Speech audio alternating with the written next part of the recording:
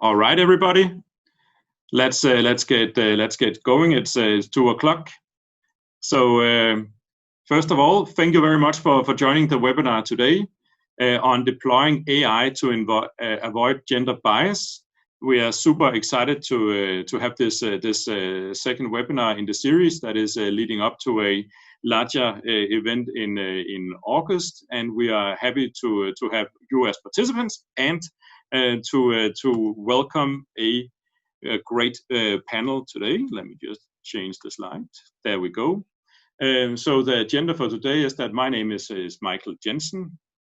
I'm a director here in KPMG in Denmark. I've been working in the field of AI and sort of intelligent technologies and leveraging those in business and society for the past 13 years, something like that. And my role today is basically to sort of give you a little bit of an introduction to bias, just to set the scene. And then I'm joined by Jennifer from Develop Diverse. And maybe Jennifer, would you mind introducing yourself? And I think you're on mute, Jennifer. Yes, this is right. Thank you. I am the CEO and founder of Develop Diverse. I have a PhD developing tech platforms, both hardware and software.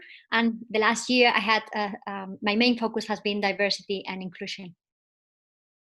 And today Jennifer will speak to the Develop Diverse company and the work that she is doing there. So we are very happy to have you here, Jennifer. And then we got Signe, and Signe will run the Q&A section. Signe, would you mind introducing yourself? No, thank you. Yeah, my name is Signe Sandbach, and I'm doing a postdoc on Copenhagen Business School in Learning Analytics and AI.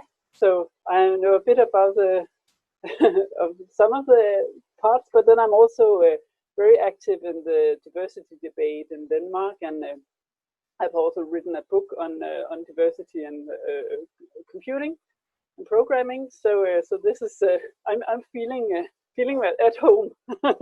And concerning the Q&A session, I would ask you to post your questions in the Q&A button in the bottom of the screen, right, instead of the chat, because if you do it in the Q&A, it's much easier to handle. Thank you.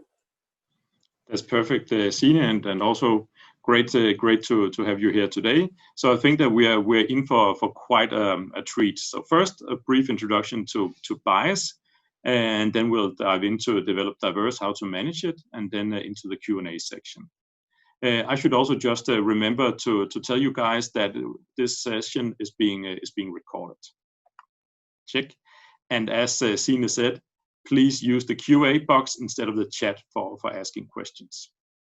Okay, but let's dive into it. So a brief introduction to bias, and I think that a good way to get started is to look at, you know, what does the typical, or what does the default human, and I think that is the important thing here. What does the default human look like?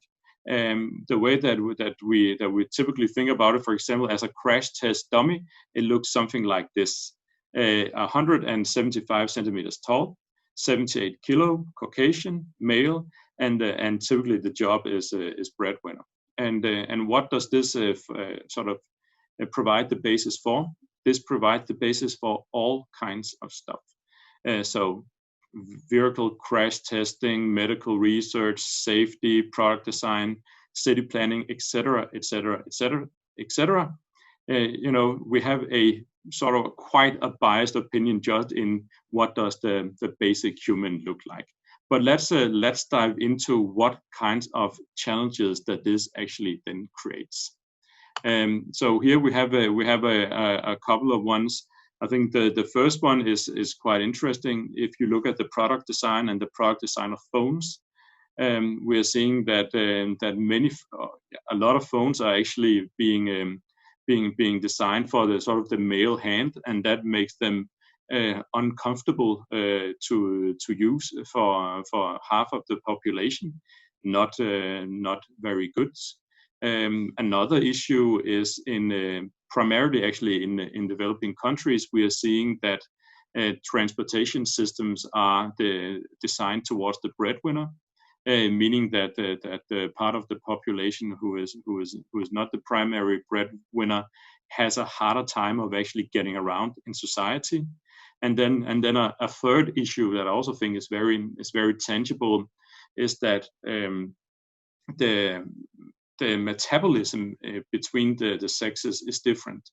And that means that men and female they prefer different temperatures, and in many office buildings we're seeing that the temperature is actually designed or set towards the male body, and that means that many times the female employees are actually cold, when they're working in the building. So you can say that this is not really good at all. But it actually gets worse, because the consequences can also be lethal. And I think that a good example here is that several of this, in several car makes, the design of the car is made towards sort of this male crash test dummy that we saw before, so the 175 centimeters tall. And that means that when you then have a different body size then you are significantly higher at risk to getting seriously injured if you are a woman than if you're a man. Also, medical research is in many times also focused on the Caucasian male.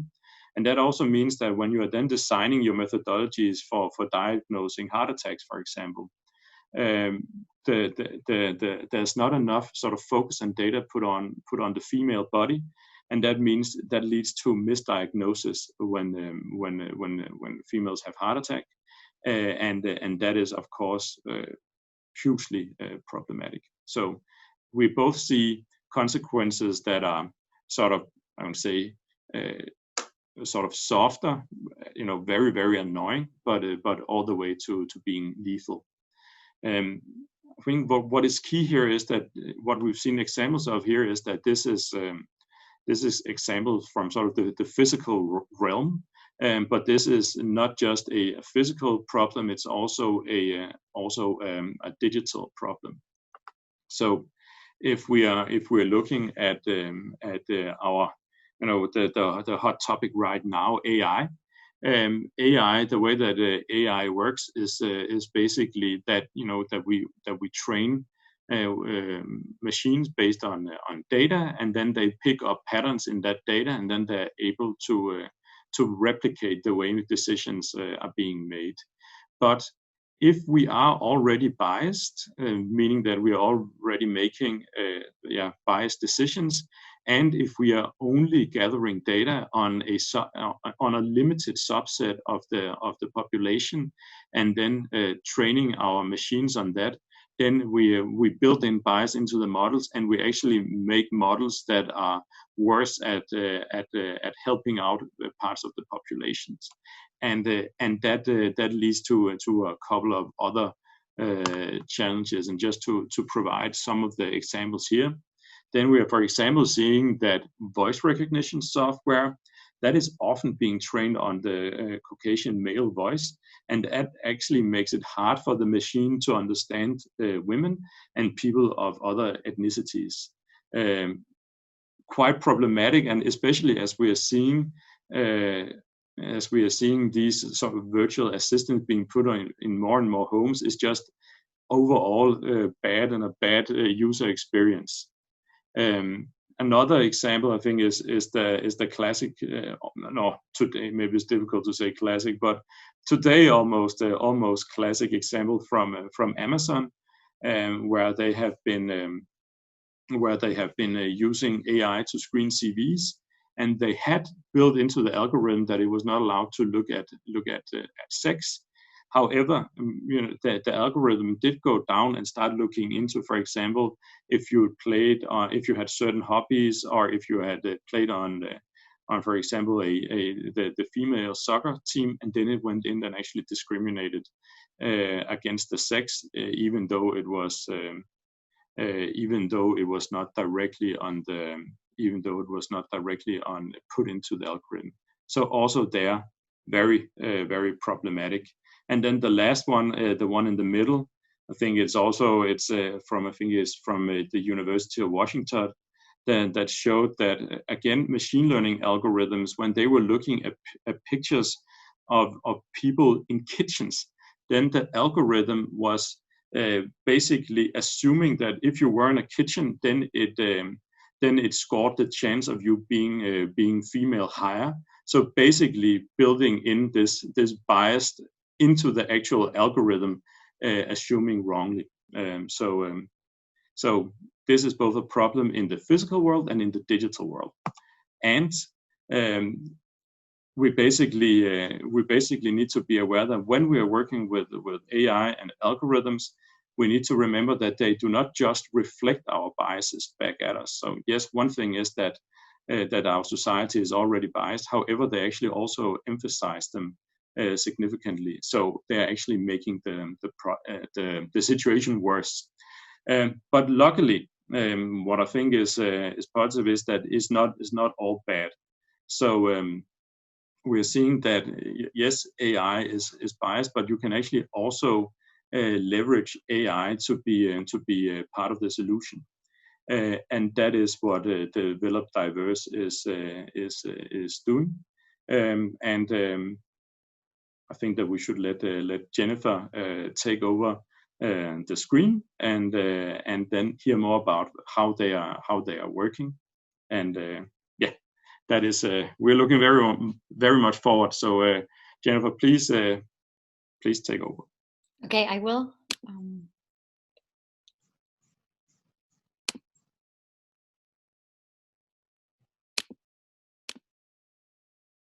I believe you can see my screen now. Is the case? Yes, very good. So I would like to briefly thank you very much for the great introduction. First of all, that shows the evidences of bias within algorithms, which unfortunately they are being used more and more in our everyday life. So it's very important that we start correcting the biases in those algorithms so that they do not affect everything from life and safety. So now I would like to move on more hands-on of how stereotypes translates not only in AI, but translate into language and how it affects the unconscious bias, and how we can also use AI to actually remove those biases within our hiring process. I would like to start by sharing that Develop Diverse vision is to normalize diversity. And in order to achieve that, we help companies attract and retain diverse and qualified talent. Today, I'm talking about the unconscious bias in hiring.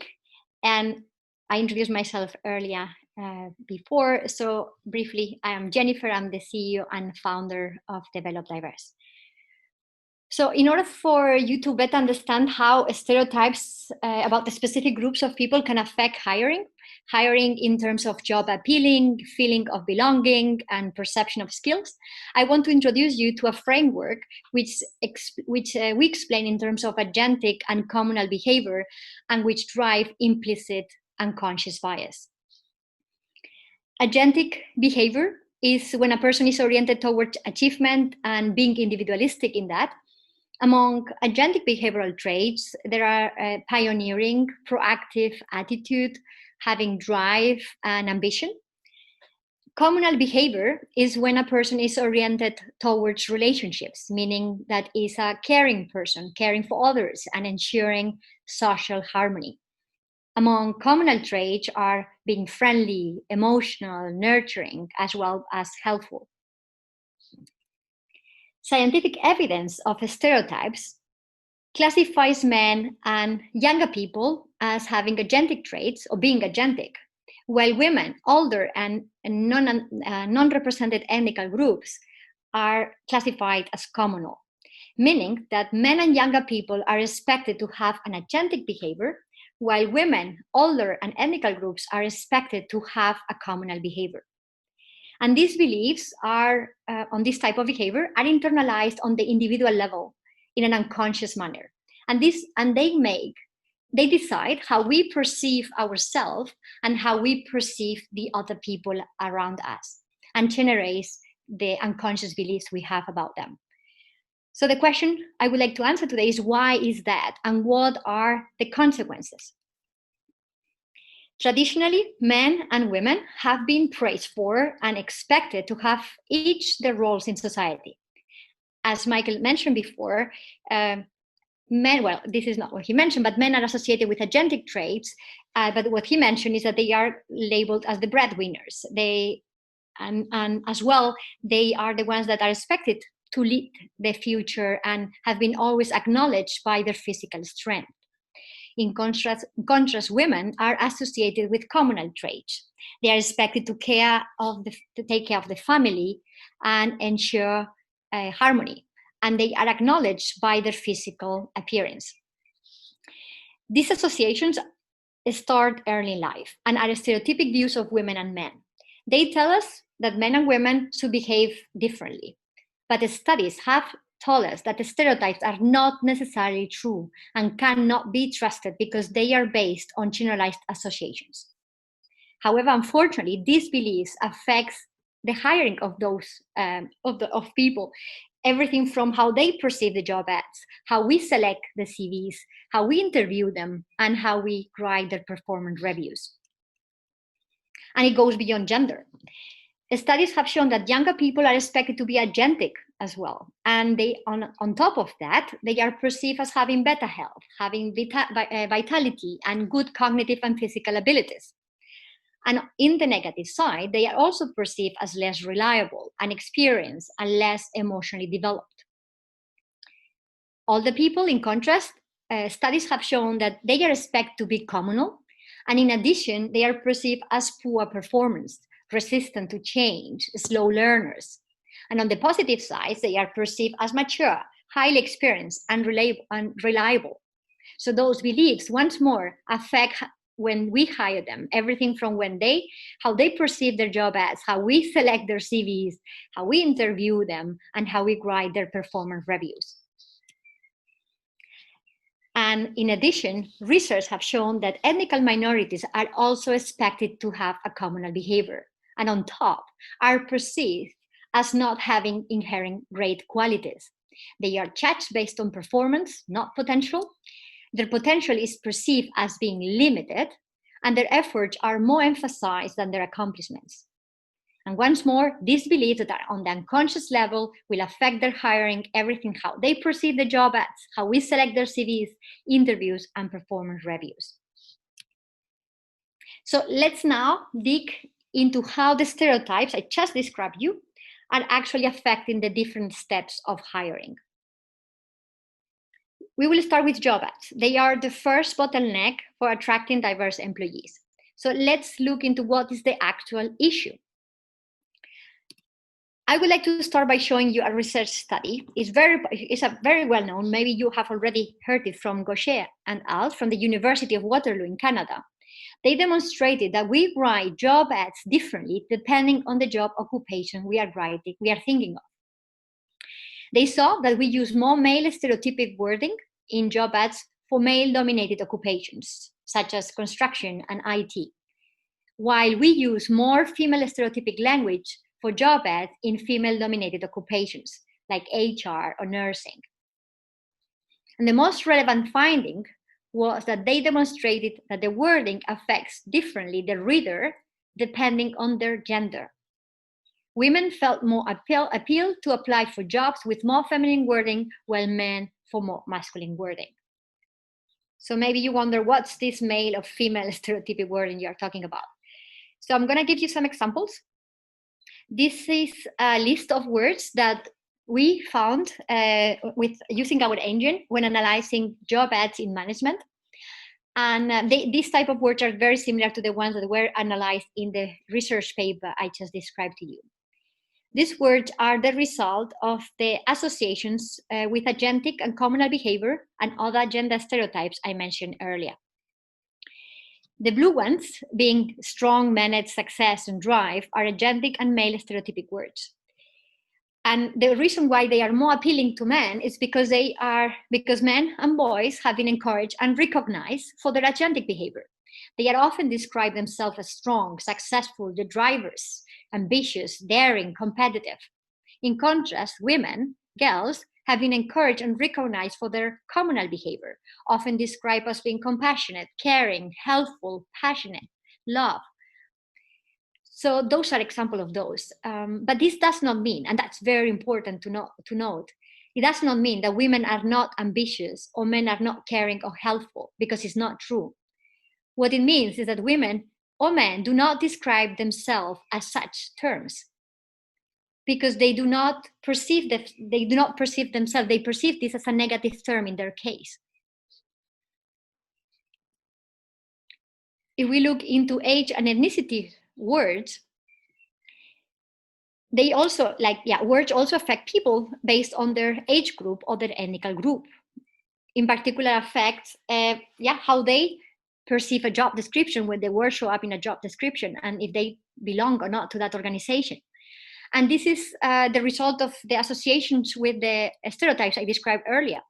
All the people do not feel represented by words like team player, fast-paced, dynamic, young. They don't think they represent them, or they intend to represent them. In contrast, young people, words that you do not see in this slide, they don't find words like mature or highly experienced as self-centered, central, as something that defines them. When looking into ethnical stereotypic words, people with underrepresented ethnic groups can be discouraged by standout adjectives. Some examples of those standout adjectives are excellent, unique, exceptional, and outstanding. For a group of people who have historically felt like and been treated as a second-class citizens, being first class is not the way they describe themselves, especially in a place where they are a minority. But this does not mean that they are not exceptional or unique, or that their skills are not outstanding. It means that they might not think you are talking about them when you use these words. So at Develop Diverse, we have built an inclusive language translator that helps companies write inclusive and at the same time educates them on their unconscious bias through language. This method has shown that can trigger on the user a change on their behavior, but making them conscious of their unconscious bias through language. It is as simple as pasting a text in it, and in real time, the non-inclusive words get highlighted in a different color depending on the stereotype they represent, gender, ethnicity, and age. And when hovering on the color word, the user gets inclusive alternatives that can be used to replace the non-inclusive ones. It is based on scientific knowledge, and it is powered by artificial intelligence. Today, it's being used for job descriptions and employer branding content in order to attract diverse talent. And you might be wondering, does it actually work? Can companies get more diverse, talented people just by replacing the words? And my answer to you is yes. Amazon, who had the challenge of attracting qualified women, got 3 times more qualified applicants and closed the gender gap of qualified applicants by getting 4 times more qualified women and 1.5 times more qualified men when using our solution to make their job ads inclusive. So yes, inclusive wording, inclusive language can help us close the gender gap and increase the diversity numbers. Well, now I would like to continue on the bias in hiring, but this time I'm going to focus on CV selection. It has been demonstrated that the step of selecting a CV is also biased due to all those unconscious beliefs I just been explaining you early in the presentation. We tend to select people, unfortunately, not based on their skills, but based on their gender, age, and ethnic group. And I'm going to show you some research evidence that proves that. In this is a research paper, and here it's a picture describing it. In this example, professors at the Yale University were asked to rate resumes. The resumes were identical. There were two types of resumes, but they were identical. The only exception was that they had different names on them. One were labeled as John and the other as Jennifer. So a male and a female name. And they rated the CVs differently. They rated the CVs labeled with a woman's name as being less competent, less hireable, and with less mentoring potential than the ones labeled with a man's name.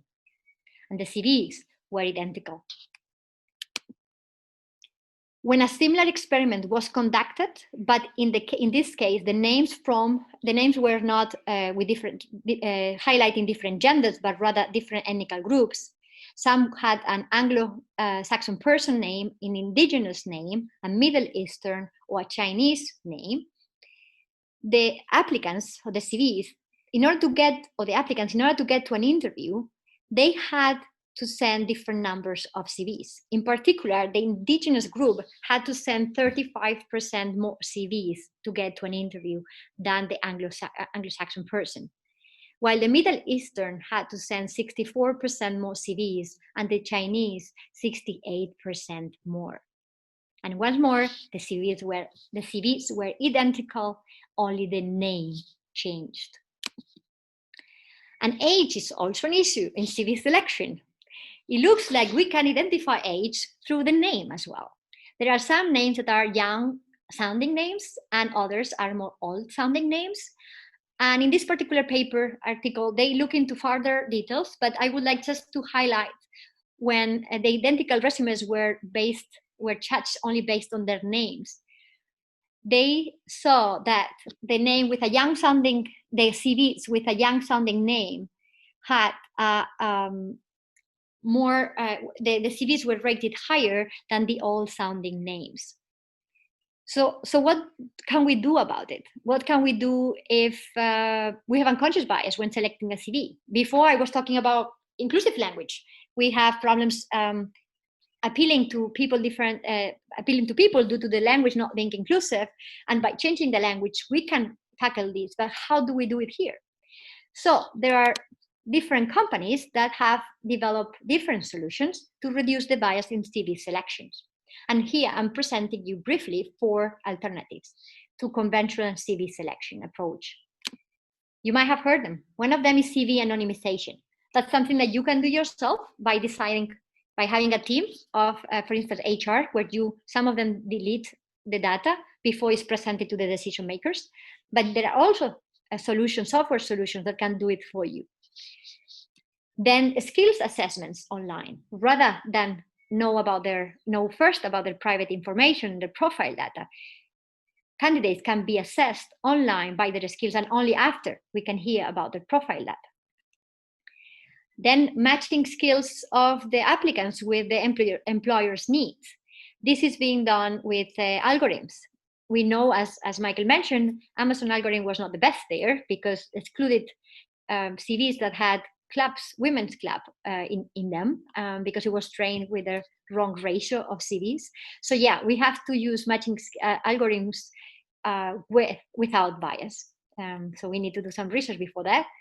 And a 4th approach is chatbots. There are chatbots that will assess the candidate on a chat. So where you do not meet the candidate and therefore you do not see the personal information of the candidate in form of a writing or of an image. And the last part I would like to talk about is the interview, which is a very difficult way of not revealing the personal information of a candidate, and indeed can still affect our decision, as we have seen with the previous research, where just the profile data in a paper already affected us. This approach developed by a company is very novel, you could say. There is a company that had developed a software to mask the voice of your interviewees. So you can still talk to them live rather than writing on a chatbot, but you cannot hear if they have a foreign accent or if they are female or male. So you avoid that by that the unconscious judgment that you would make based on the accent of the person, you make it vanish. and you will not unconsciously judge the person differently on their skills just because of the accent they have. This has been actually scientifically proven that we do judge people's skills based on their English accent, for instance, if not this English or American accent. So for you to hear what it is about, I'm going to play two small recordings. The one in the left is the original voice. In white, you can see the actual phrase that the person is saying. And in the right side is the same person talking, but with a different voice after being modulated. Hello, my name is Eileen, and my voice is not modulated. Good. Ta-da! So that's how the voice sounds when the person is talking on the original voice, but it can sound differently if we mask the voice with this software. This is Eileen, and I totally sound like a dude right now. Yes, so this was just to show you, if we want to go beyond the typical interviews, we can do it. Alternatives that I'm not showing here because it's not tech-based is structuring interviews.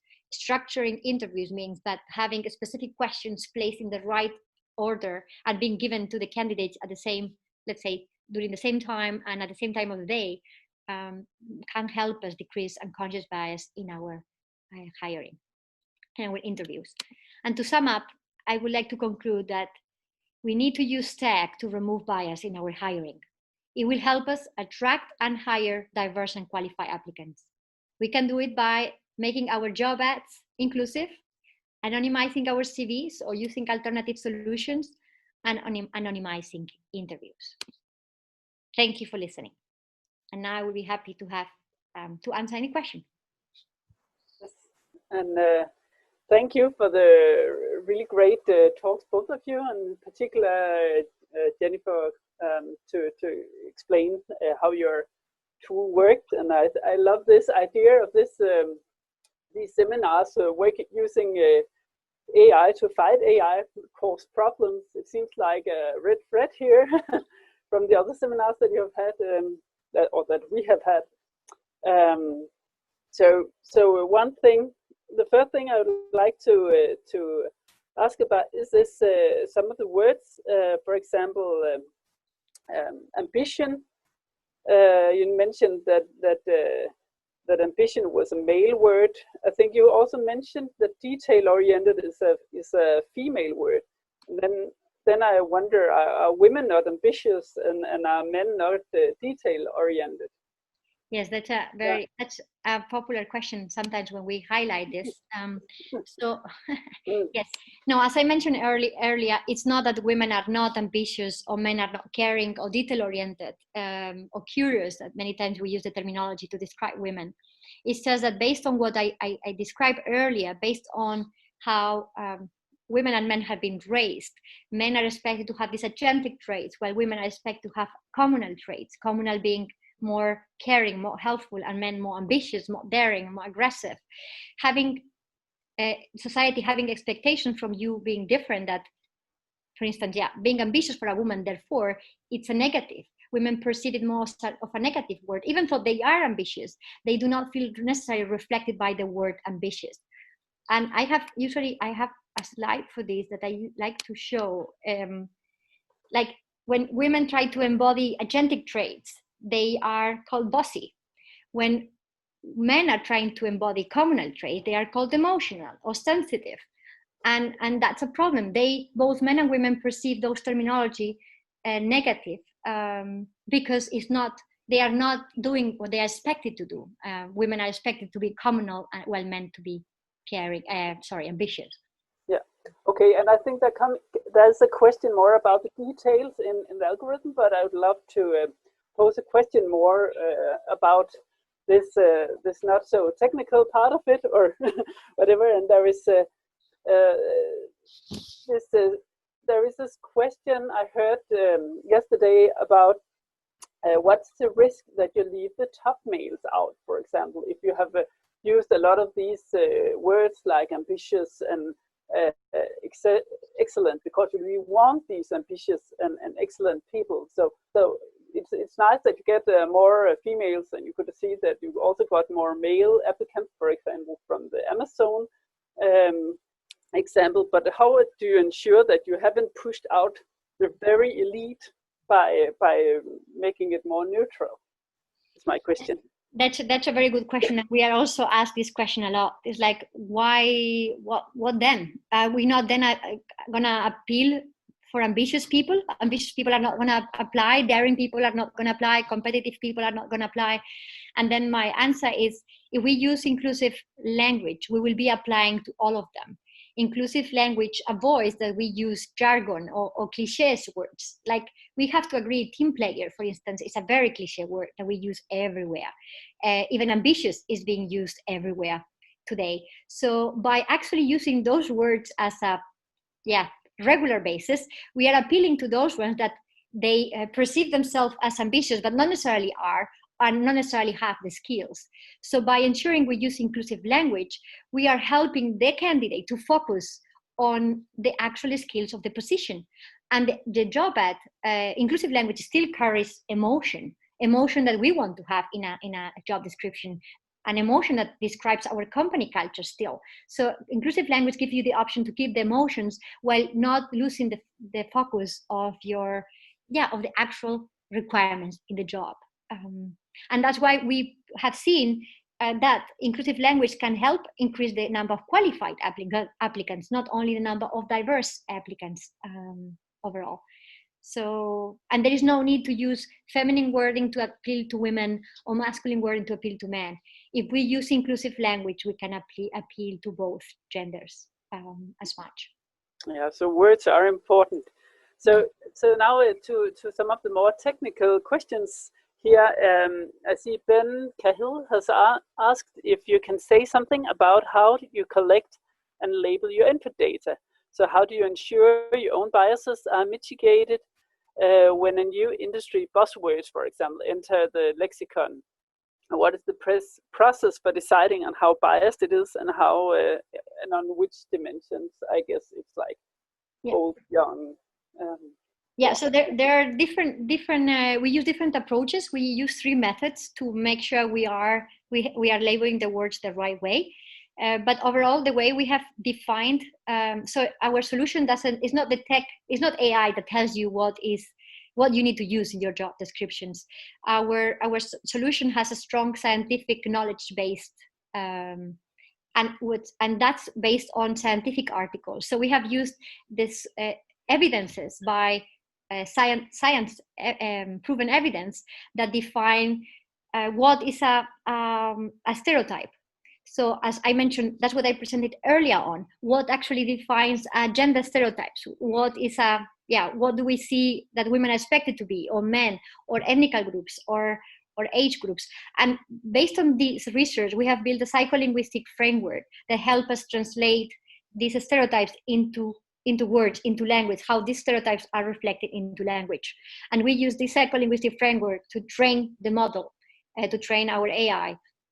And therefore, it's a very represented database where there is no bias in a first place. So that's the biggest strength of our solution, because it has this scientific knowledge, and this helps us to go beyond gender as well, and cover all the diversity groups, as long as there is research on the stereotypes we have on them. And as a second step, we use the data from our customers as well, in order to keep enriching our algorithm on what are the new words that come in and can help us enrich our algorithm.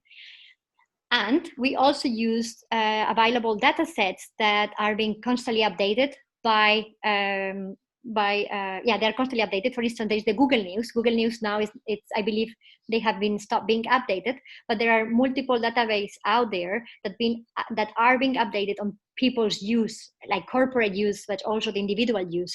So this is helping us to keep up also with language evolution. That's where AI comes again in our algorithm and help us keep with language evolution.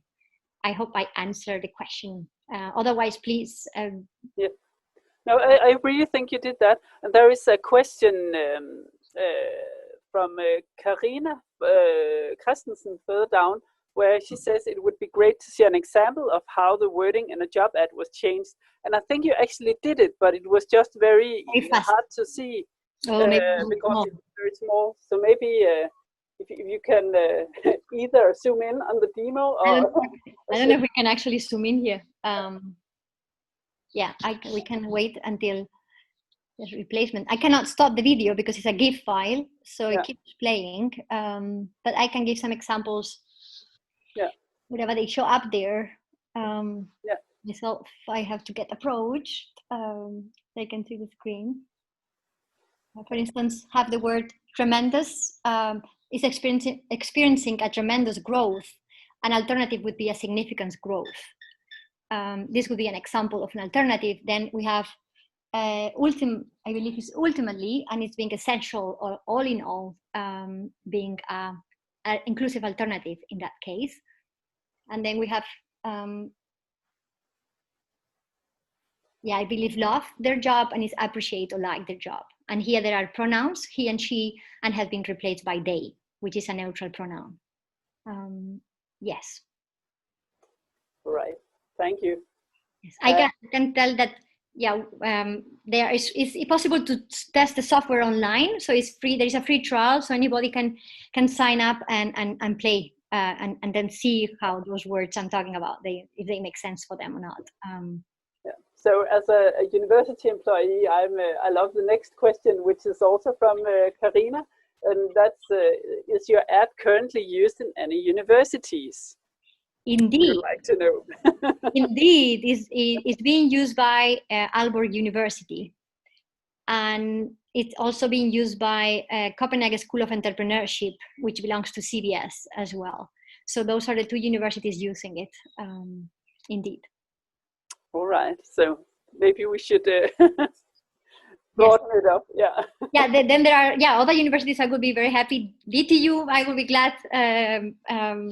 It's a tech company, organization. It's always a bit more challenging, but we have also a lot of global organizations using our software as well. There is also Lynn Roseberry. She asked if there is data showing how effective using voice masking tools is in closing gender gap or ethnic or increasing ethnic diversity in hiring. I'm not aware of the effect in itself. I do not know of empirical effect on this change. What I could say that if is the voice is masked, then the judgment is going to be done much more neutral, obviously. But I do not have empirical on the effect on that. Okay, so I have a question for you myself. And that's so what's the worst example of discrimination bias you have experienced, Jennifer? Well, if you have on yourself or in text that you have employed. I would say I wouldn't like to go into details on myself. I could unfortunately say that not on the daily basis, but quite frequent experiment unconscious bias or discrimination. So plenty of them, but some of them that I would like to highlight because they are really present in everybody's life once in a while. We all use dictionary online. Who has not used a dictionary online just to look for a word? And like we also have normal dictionaries on the book. Actually, it applies to both. But I tend to use a lot the dictionary online to see definitions or synonyms. And what puzzles me every time is that when I'm looking for understanding what the word caring means, every example of a sentence that will be used in this, like thesaurus, which is a very popular one, every example there will have the pronoun she on it. Whenever the word is more agentic, as I mentioned, such as daring, aggressive, ambitious, then the sentence will have the pronoun he. And that's what still puzzles me, because it's a way to reinforce stereotypes in the everyday, in the who is not using that at schools, so that's a one that is tough one, and I think it's a strong one. So I actually think I'd like to pose this question also to the white male in the panel, Michael Beck. If you maybe have experience, I mean, you're in a consultancy agency and so on. If you have don't have to be from your work, but have you experienced this discrimination bias somewhere where you have noticed it, and what's maybe the worst example you can give? work best, if you like? It's a tough question, and actually, to be honest, and I think that that's also part of the situation here, right? I actually don't really feel discriminated against, and that is and I think that is probably an insight in itself. However, being a consultant, there's also quite a lot of sort of biases against us as a job type, always very, very numbers based, not really caring about people, being a robot more than a person. And I've actually been, personally been sort of, been put into that category a couple of times when I actually, not really sort of recognize it in reality, right? So I think that even I'm not sure if that is a good answer, but at least there's a No, I think it's pretty nice actually as an example the other way around, because I think it's also sometimes for many men they are also put in a cabin, for example, container of people who are, if they are a bit caring or something, then they're emotional, for example, instead of then they're weak, right? So Edith Swivel has a question concerning the cultural part, and she asked if your research has been conducted in several countries, and has a cultural pattern been detected among the different countries. So, for example, now we are in, although we are online, we are in Denmark, and how does Denmark rate compared to other countries in, I guess, in inclusive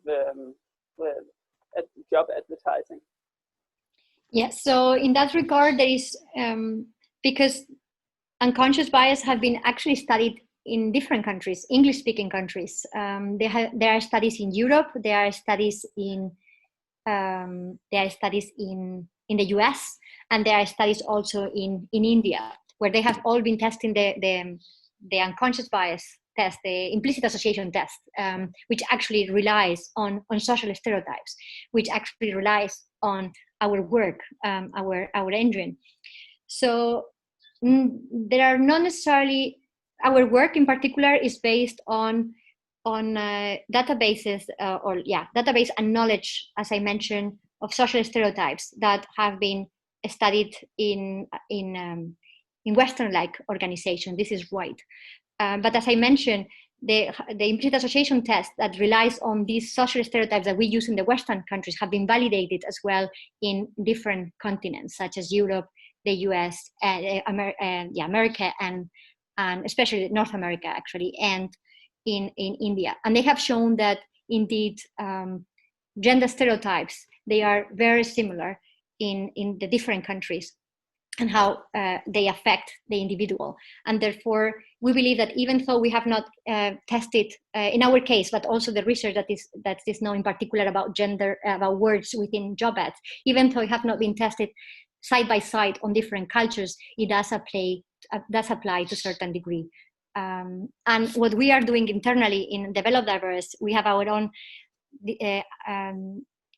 R&D, research and development department, where we are also working in collaboration with universities, specialists in this field, so that we can actually get into this deep level on how it actually affects cultures on the individual. So that's something that we are doing as we speak, actually. Yeah. All right, thank you. There is, oh, no, cannot read the question. Do you have any thoughts on how we could use anonymous CVs in academic hiring? We often look at the previous publication from a candidate, which typically reveals their identity. Yeah, so that's a problem, that part of when you are hired, you have to submit a list of papers that you have done, and yeah. I know that I have been a research scientist for more than 10 years. So, and I have to tell you, that's a quite new thing here, I guess, online, that this is actually the first thing that drive me to start Develop Diverse, to how to blind CVs of researchers. This was my first thought when starting Develop Diverse, and then it evolved towards also inclusive language. But I never got to finish it, that part. But what I can say, all the research that I did myself in order to build such a solution was to try to, because I know, as you said, articles, peer review articles, we put the name on Google, and then you find out all the authors' names.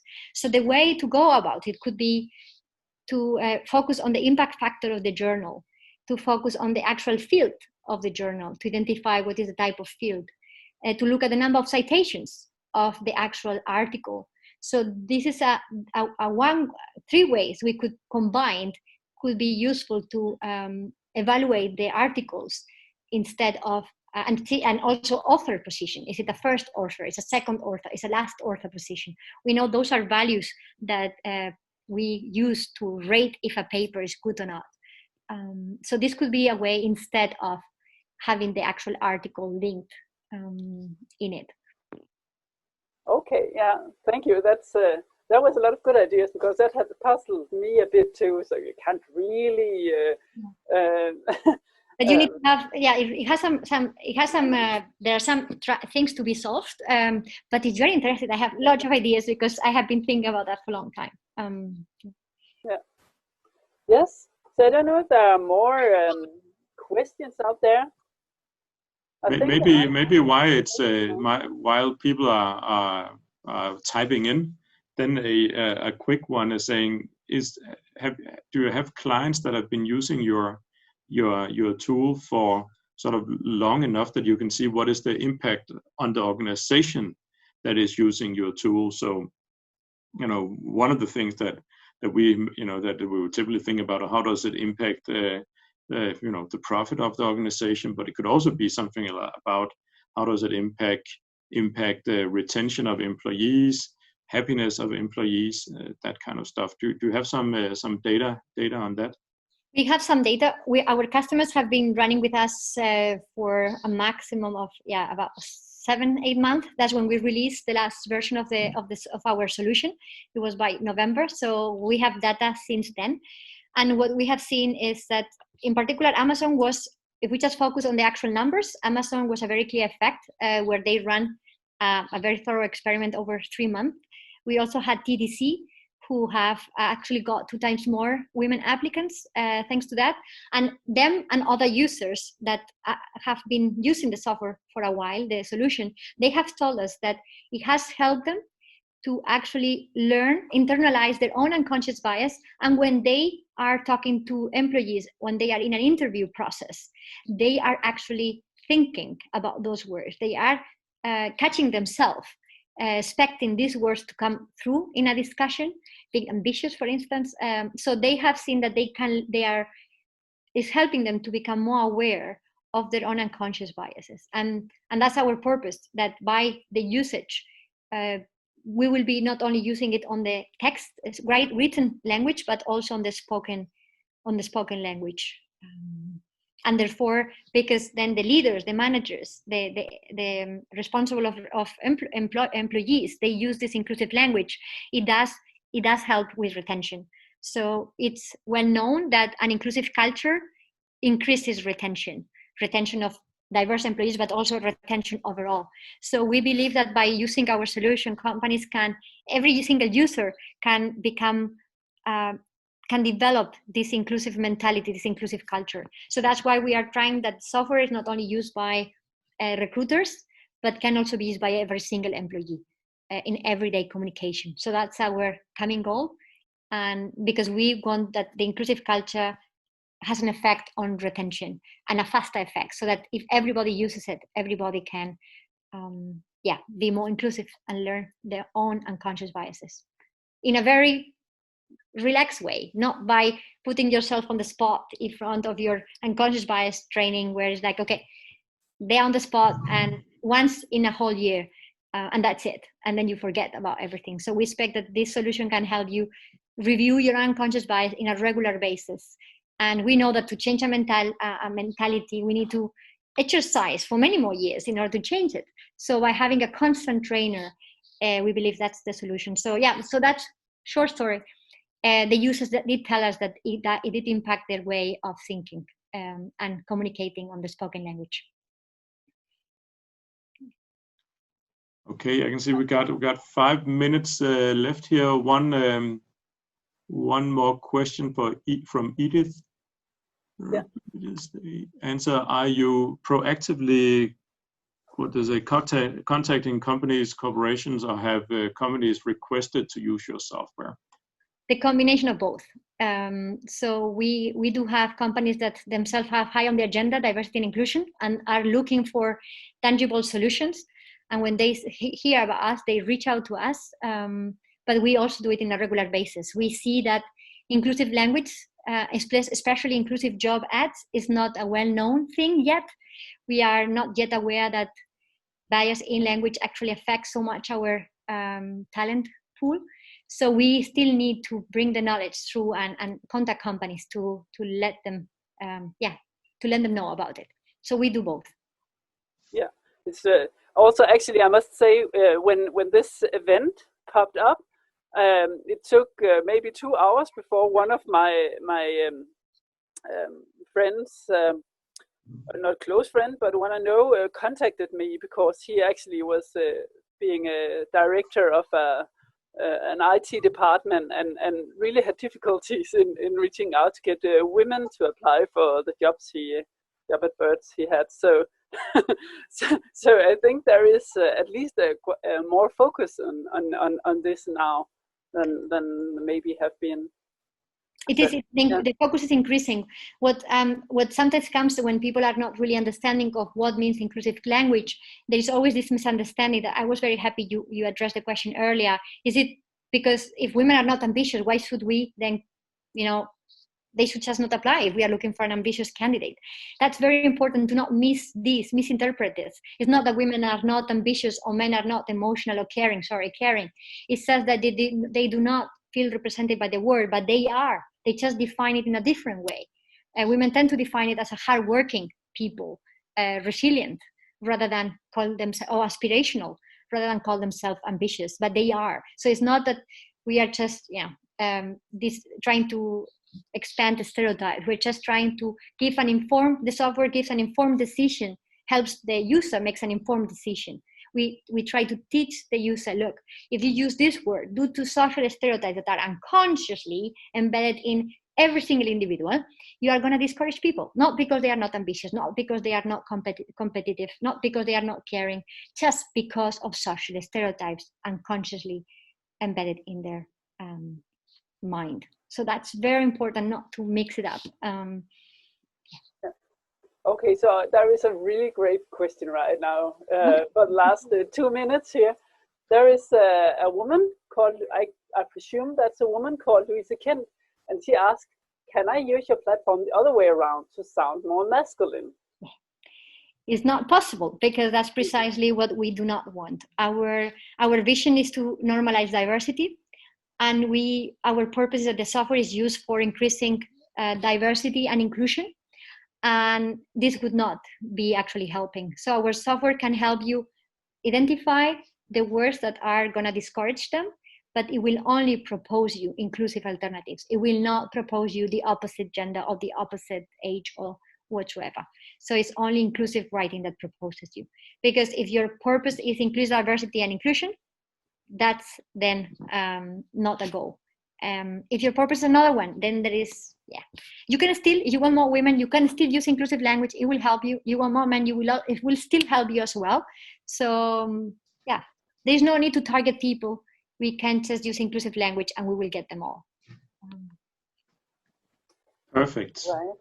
And with that, I think we are coming upon the hour here. So Jennifer and Signe, thank you very much for a great session. Super interesting and inspiring stuff. Also, thank you to the partners who have put this together, Develop Diverse, of course, DTU Skylab, CBS, and for working with us here at the KPMG. For the very last thing, I just want to tell the guys and girls signing in here today, please join us on the 25th of August at DTU Skylab or online. So here we will dive further into sustainable AI, and please mark your calendars. We would love for you to join us. And with that, at least for me, thank you, and have a wonderful day. And to everybody. Thank you very much for the invitation. It was fantastic. Thank you, Sina, for the great questions, and the audience as well. Thank you, and I'm saying you were both great. Thank you. Awesome. Take care. Bye-bye. Bye-bye.